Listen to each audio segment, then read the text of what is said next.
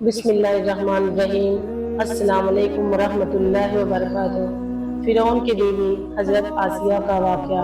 حضرت آسیہ علیہ السلام نے اللہ تعالیٰ سے دعا مانگی، اے میرے پروردگار، میرے لیے جنت میں گھر بنا دے، مجھے فرعون اور اس کے برے کاموں سے بچا لے اور ان ظالموں سے چھٹکارا دلا دے۔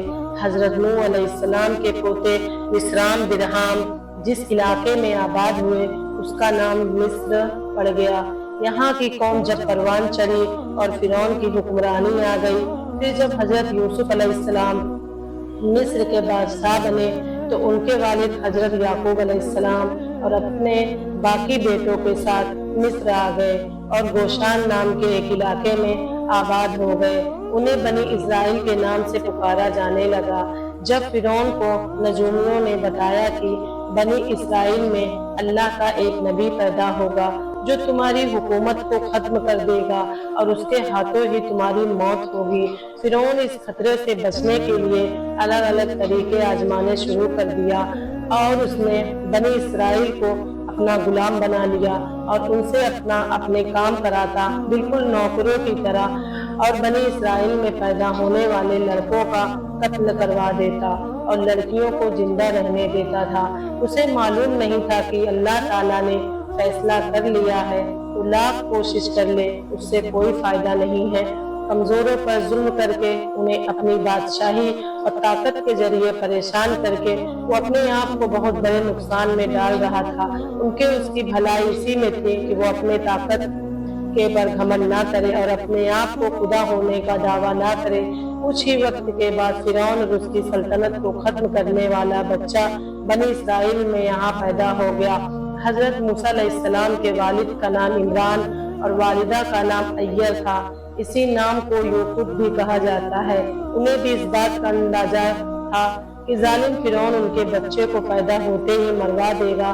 حضرت موسیٰ علیہ السلام کی ماں کو اللہ کی طرف سے وحی آ گئی کہ بچے کو اپنے پاس رکھنا اور اسے دودھ پلانا، جب اس کی جان کو خطرہ لگے تو اسے دریا میں ڈال دینا اور ڈرنا نہیں۔ کچھ وقت کے بعد پھر اللہ تعالیٰ کی طرف سے حکم ہوا کہ اس بچے کو ایک صندوق میں رکھو اور دریا میں ڈال دو اور پھر دریا اسے کنارے پر ڈال دے گا، پھر اس صندوق کو میرا اور تمہارا دشمن فرعون اٹھا لے گا۔ حضرت موسیٰ علیہ السلام کی والدہ اللہ تعالیٰ کے حکم کے مطابق حضرت موسیٰ علیہ السلام کو ایک صندوق میں رکھ کر دریا میں ڈال دیتے ہیں۔ جب بچے والا صندوق دریا میں بہتا ہوا فرعون کے محل کے پاس پہنچا تو فرعون کی بیٹی اور اس کے غلام صندوق کو دیکھ کر حیران ہو گئے۔ اس کے بعد انہوں نے اس صندوق کو دریا سے نکالا اور ملکہ آسیہ کو فرعون کی بیوی تھی اس کے حوالے کر دیا۔ جب فرعون کی بیوی نے صندوق کا ڈھکن کھولا تو ایک خوبصورت بچے کو دیکھ کر بہت خوش ہوئی اور انہوں نے فوراً بچے کو پالنے کا فیصلہ کر لیا، اور جب فرعون نے اس بچے کو بھی قتل کرنے کا حکم دیا تو فرعون کی بیوی سامنے آ گئی اور بولی کہ یہ بچہ میرا اور تمہاری آنکھوں کی ٹھنڈک ہے، اسے قتل مت کرو، ہو سکتا ہے یہ بچہ ہمیں فائدہ پہنچانے کا کوئی ذریعہ بنے، کیوں نہ ہم اسے اپنا بیٹا بنا لیں، جیسا کہ قرآن شریف میں اللہ تعالیٰ نے فرمایا ہے، جس کا مطلب ہے فرعون نے کہا مجھے اس کی ضرورت نہیں لیکن میں اسے چھوڑ رہا ہوں، ہو سکتا ہے یہ بچہ تمہاری آنکھوں کی ٹھنڈک بن جائے۔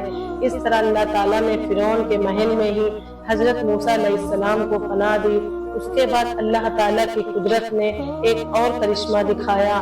حضرت موسیٰ جو کہ ابھی دودھ پیتے بچے تھے، انہوں نے کسی بھی دائی کا دودھ پینے سے انکار کر دیا۔ اللہ تعالیٰ نے فرمایا ہم نے موسیٰ علیہ السلام پر دائیوں کے دودھ کو حرام کر دیے۔ محل والوں نے ایک ایسی عورت کی تلاش شروع کر دی جس کا دودھ یہ بچہ پینے لگے۔ اتنے میں حضرت موسیٰ علیہ السلام کی بہن سامنے آ گئی اور بولی میں تمہیں ایسی عورت کے بارے میں بتاؤں گی جس کا دودھ یہ بچہ ضرور پیے گا۔ اس کے بعد حضرت موسیٰ علیہ السلام کی والدہ کو بلایا گیا، وہ آئی اور حضرت موسیٰ علیہ السلام نے ان کا دودھ نوش کیا۔ اس طرح اللہ تعالیٰ کے حکم سے وہ اپنے ہی بچے حضرت موسیٰ علیہ السلام کی دائی بن گئی۔ ان کے لیے شاہی چیزوں کے انتظامات کر دیے گئے۔ حضرت موسیٰ علیہ السلام فرعون کے محل میں پل کر جوان ہو گئے۔ اللہ تعالیٰ نے انہیں اسلام کا پیغام پہنچانے کا حکم دیا۔ کچھ وقت کے بعد جب حضرت موسیٰ علیہ السلام نے اپنے نبی ہونے کا اعلان کیا، جس کے بعد فرعون حضرت موسیٰ علیہ السلام کا کھلا دشمن بن گیا اور فرعون نے کے جادوگروں اور اس کے سپاہیوں کو حضرت موسیٰ علیہ السلام نے اپنے عصا یعنی لاٹھی سے شکست دی۔ وہ لوگ فوراً حضرت موسیٰ علیہ السلام پر ایمان لے آئے اور حضرت آسیہ بھی حضرت موسیٰ علیہ السلام پر ایمان لائی، لیکن وہ لوگ فرعون کے جرم سے اچھی طرح واقف تھے، اس لیے ان لوگوں نے اس بات کا کسی سے ذکر نہیں کیا۔ ایک دن حضرت آسیہ اپنی بیٹی کو کنگھی کر رہی تھی اور ان کے منہ سے اللہ کا نام نکل گیا۔ حضرت آسیہ کے منہ سے نکلا الفاظ یہ تھا: برباد ہو جاؤ جو اس اللہ کا انکار کرتا ہے جو میرا فرعون کا اور سب کا رب ہے۔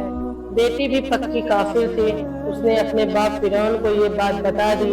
پھر فرعون نے اپنی بیوی پر طرح طرح کے ظلم کرنا شروع کر دیا۔ حضرت آسیہ کو دھوپ میں لٹایا جاتا، ان پر سانپ چھوڑے جاتے۔ ظلم کے جواب میں حضرت آسیہ کہتی: میں موسیٰ اور ہارون کے رب پر ایمان رکھتی ہوں۔ فرعون نے ان کی کئی رشتہ داروں کو ذبح کروا دیا، لیکن انہوں نے پھر بھی فرعون کو رب نہیں مانا۔ آخرکار فرعون نے ان کے ہاتھ اور پاؤں میں کیل گاڑ دیے اور ان کے سینے پر بھاری پتھر پٹکتا۔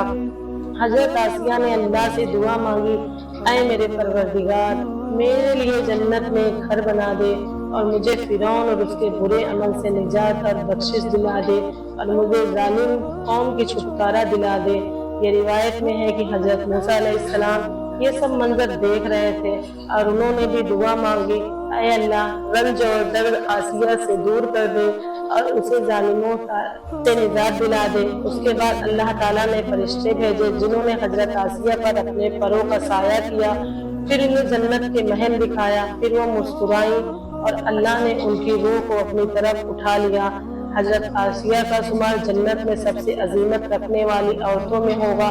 قرآن شریف کے سورہ تحریم میں اللہ تعالیٰ نے اپنے دو مقدس نبیوں حضرت نوح علیہ السلام اور حضرت لوط علیہ السلام کی بیویوں کی مثال بیان کی، جو نیک بندوں کی بیویاں ہونے کے باوجود کافر رہیں اور جہنم میں جائیں گی، اور ساتھ ہی دو نیک بیویوں کا بھی ذکر کیا جو اپنی امت کی ایمان والی عورتیں کی مثال ہوگی۔